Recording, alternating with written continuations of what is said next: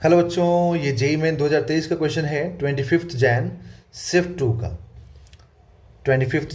Question है। According to law of equipartition of energy, the molar specific heat of diatomic gas at constant volume where the molecule has one additional vibrational mode। ठीक है, मतलब ये पूछ रहा है यहाँ पर कि वन एडिशनल जो होगा ना, यहाँ जो एक एडिशनल वाइब्रेशन मोड है, ठीक है, वो आएगा उसके बाद से मोलर स्पेसिफिक हीट क्या होगा कांस्टेंट वॉल्यूम पे। तो मोलर स्पेसिफिक जो हीट होता है कांस्टेंट वॉल्यूम पे, ये क्या होता है F//2, जहाँ पर F क्या होता है degree of freedom. Okay, degree of freedom. तो देखिए किसी भी मॉलिक्यूल में अगर हम या फिर डायटोमिक की ही बात कर लिया, अगर जो यहाँ पे बोला गया, तो डायटोमिक, एक सेकंड बच्चों, डायटोमिक की बात करें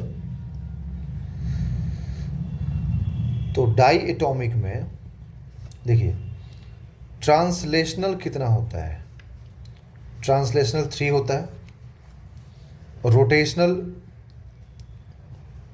जो होता है ना, ये रोटेशनल डिग्री ऑफ फ्रीडम 2 होता है। डिग्री ऑफ फ्रीडम मतलब ऐसा, मतलब रास्ता जिसमें कि फ्रीली वो घूम सके, मतलब अपना मोशन कर सके, उसको बोलते हैं डिग्री ऑफ फ्रीडम। तो 3 और 2 5, मतलब 5 हो गया।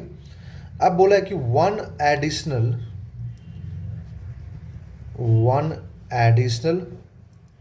वाइब्रेशनल मोड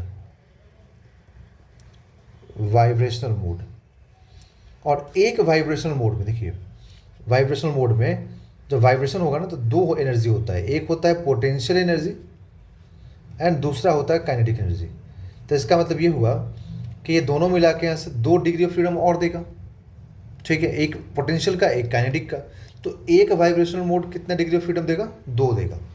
तो टोटल डिग्री ऑफ फ्रीडम की बात करें हम लोग, जिस डायरेक्शन में एनर्जी अपना ये डिस्ट्रीब्यूट करेगा, वो हो जाएगा 3+2, मतलब 3 ट्रांसलेशनल, 2 रोटेशनल, प्लस एक वाइब्रेशनल मोड में 2 डिग्री फ्रीडम और आएगा, तो ये हो जाएगा 7।